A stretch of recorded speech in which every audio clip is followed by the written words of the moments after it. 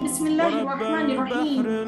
اللهم كن لوليك الحجة ابن الحسن صلواتك عليه وعلى آبائه في هذه الطاعات وفي كل ساعة وليا وحافظا وقائدا وناصرا ودليلا وعينا حتى تسكنه أرضك طوعا وتمتعه فيها طويلا. اللهم صل على محمد وآل محمد وعجل فرجهم. تمام حمد خدائے بزرگ و برتر کے لیے اور درود و سلام ہو محمد و آل محمد کی ذات اطہار پر۔ قائم ٹی وی کی جانب سے میں سیدہ تحریم کاظمی آپ سب کو اس پروگرام میں خوش آمدید کہتی ہوں، اور جیسے کہ عزیزان میری اور آپ کی گفتگو دعائے عہد کی شرح پر ہو رہی ہے، جس کے کلمات پر نہ صرف ہم غور و فکر کر رہے ہیں، تدبر کر رہے ہیں، تفکر کر رہے ہیں، بلکہ ان کلمات سے اپنی روح کو بھی منور کر رہے ہیں اور اپنی روح کو پاکیزہ بنا رہے ہیں۔ یہ وہ دعائے عہد ہے کہ جس کے ذریعے نہ صرف ہم اپنے وقت کے امام زمانہ عجل اللہ تعالی فرجہ شریف کے ہاتھوں پر بیعت کرتے ہیں، بلکہ اپنے عہد و پیمان پر قیامت تک ثابت قدم رہنے کا اظہار بھی کرتے ہیں۔ اور جیسے کہ گزشتہ نشست میں ہماری جو ہے اس دعائے عہد کے پہلے حصے پر گفتگو ہوئی تھی جو خدا شناسی سے مربوط تھی، آج ہم اس کے دوسرے حصے پر گفتگو کریں گے۔ دوسرا حصہ وہ ہے کہ جس میں ہم خدا کے حضور، خدا کی بارگاہ میں اپنے ہاتھوں کو پھیلا کر خدا سے سوال کرتے ہیں اور اس کے اسماء اور صفات الہی کو بیان کرتے ہوئے اپنی حاجت کو جو ہے وہ بیان کرتے ہیں خدا کی بارگاہ میں، خدا کے حضور۔ اس حصے میں 10 مطالب ہیں، اور تو آئیے ہم اس حصے کی جانب بڑھتے ہیں کہ پہلے جملے کی جانب اس حصے کے کہ جہاں پر ہم خدا کی حضور، خدا کی بارگاہ میں سوال کر رہے ہیں، اے اللہ میں تجھ سے سوال کرتا ہوں، اللہم انی اسألوکا۔ پھر ہم کہتے ہیں خدا کی صفات کا کس طریقے سے، خدا کی صفات کا واسطہ بنا کر خدا سے طلب کر رہے ہیں، اللہم انی اسألوکا بوجہک الکریم، کہ اے خدا تیرے ذات کریم کا واسطہ۔ آگے ہم چلتے ہیں سورہ بقرہ آیت نمبر 115 میں ہے کہ وَلِلَّهِ الْمَشْرِقُ وَالْمَغْرِبُ فَأَيْنَمَا تُوَلُّوا فَثَمَّ وَجْهُ اللَّهِ إِنَّ اللَّهَ وَاسِعٌ عَلِيمٌ، اور اللہ کے لیے مشرق بھی ہے اور مغرب بھی ہے، لہٰذا تم جس جگہ بھی قبلے کا رخ کرو گے سمجھو وہیں خدا موجود ہے، وہ صاحب وسعت بھی ہے اور صاحب علم بھی ہے۔ تو اگر ہم دیکھیں کہ ہر سمت، ہر شے جو ہے جلوہ الہی ہمیں نظر آئے گا کہ وہ خدا جو ہر شے کا خالق ہے، مالک ہے، ہر شے جو ہے وہ اللہ کی تسبیح و تقدیس کر رہی ہے۔ عزیزان اگر ہم غور کریں، ہم تو فقط درخت کو دیکھ رہے ہوتے ہیں نا، لیکن جو عارف ہوتے ہیں، جو اولیاء اللہ ہوتے ہیں، وہ اس کی تسبیح سن رہے ہوتے ہیں۔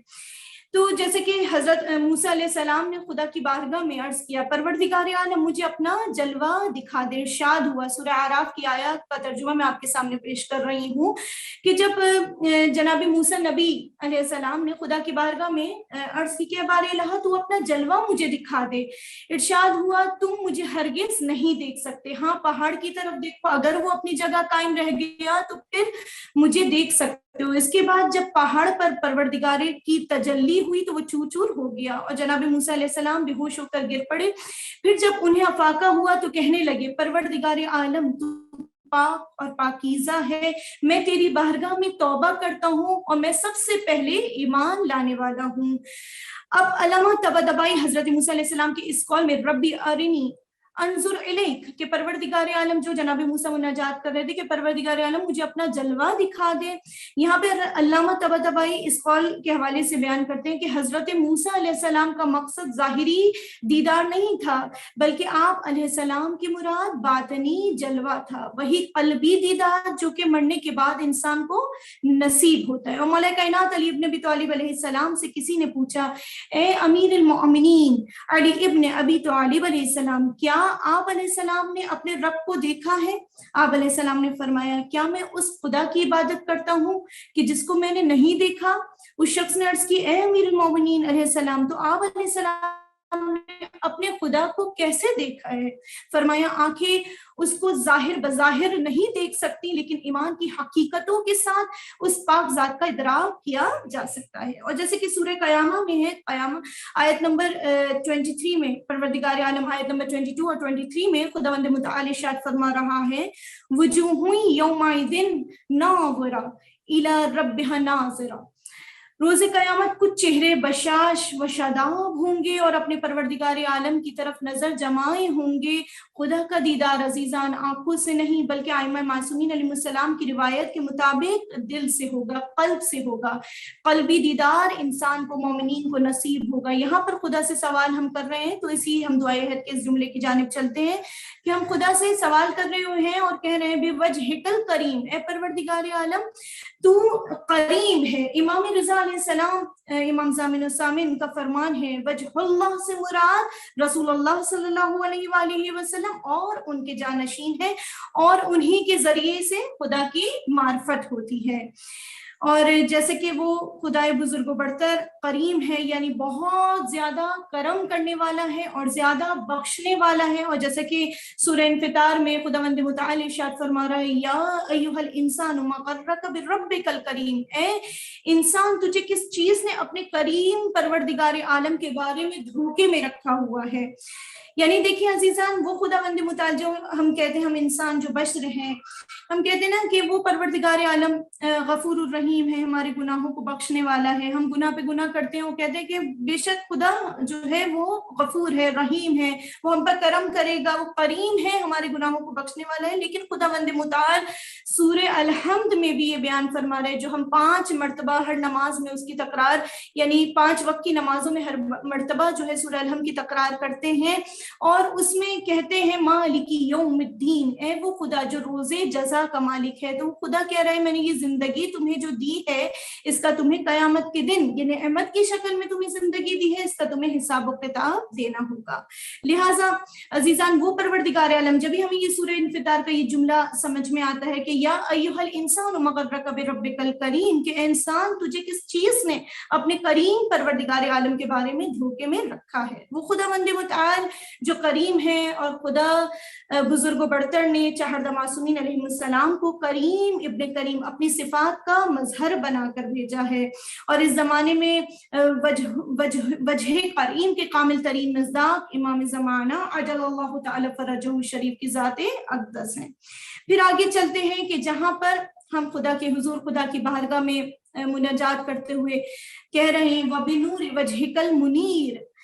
عزیزان امام حسین سید الشہداء علیہ السلام دعائے عرفہ میں خداوند متعال کو اس طرح سے پکارتے ہیں اسألک بنور وجہک الذی اشرقت لہ السماوات والارض. خدایا آپ کے اس پورے پر نور جمال کا واسطہ کہ جس کی وجہ سے زمین اور آسمان نورانی ہوتا ہے، میں درخواست کرتا ہوں چونکہ خداوند متعال نور ہے اور تمام عالم کو نورانی کرنے والا ہے. کائنات میں موجود سارے نور اس کے نور کی ایک جھلک ہے، اور نور صرف خدا ہے، وہ جسے چاہتا ہے نور دیتا ہے. بس ہر شخص جتنا خدا کا مقرب اور نزدیک ہوگا اتنا ہی نورانی ہو جائے گا. لہٰذا قرآن مجید میں رسول اللہ صلی اللہ علیہ وآلہ وسلم کو خداوند متعال منیر کہہ رہا ہے. سورہ احزاب کی آیت نمبر 46 میں ہے کہ وَدَاعِيًا إِلَى اللَّهِ بِإِذْنِهِ وَسِرَاجًا مُنِيرًا.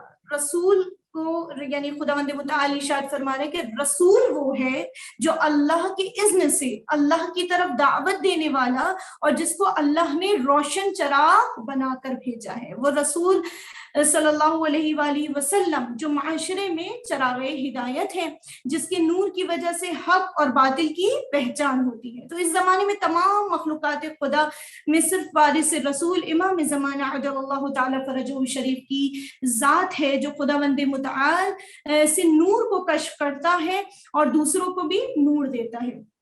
لہٰذا آگے ہم اس دعا کے آگے اگلے جملے کی طرف چلتے ہیں کہ جہاں پہ ارشاد ہو رہا ہے وَمُلْكِكَ الْقَدِيمِ، اور تیری قدیم بادشاہی کے واسطے سے. خداوند متعال جو تمام جہان کا مالک ہے، جیسا کہ ہم پڑھتے ہیں لِلَّهِ مُلْكُ السَّمَوَاتِ وَالْأَرْضِ وَمَا فِيهِنَّ وَهُوَ عَلَى كُلِّ شَيْءٍ قَدِيرٌ. آسمانوں اور زمین اور جو کچھ ان کے درمیان موجود ہے سب پر اللہ کی سلطنت ہے اور وہ ہر چیز پر قادر ہے، قدرت رکھتا ہے. لفظ ملک جو ہے وہ لغت میں حاکم کے معنی میں آیا ہے. آیات اور روایت میں ملتا ہے کہ یہ لفظ جو ہے وہ خداوند متعال کے لیے استعمال ہوا ہے، اور جیسے کہ سورہ توحید میں ہے اس آیت میں لم یلد ولم یولد، میں ارشاد ہوا ہے کہ نہ اس نے کسی کو جنا اور نہ وہ جنا گیا، بلکہ وہ ازلی ہے یعنی قدیم ہے، حادث نہیں ہے۔ اسی طریقے سے سورہ حدید میں ارشاد ہوا ہے لَهُ مُلْكُ السَّمَاوَاتِ وَالْأَرْضِ يُحْيِي وَيُمِيتُ وَهُوَ عَلَى كُلِّ شَيْءٍ قَدِيرٌ،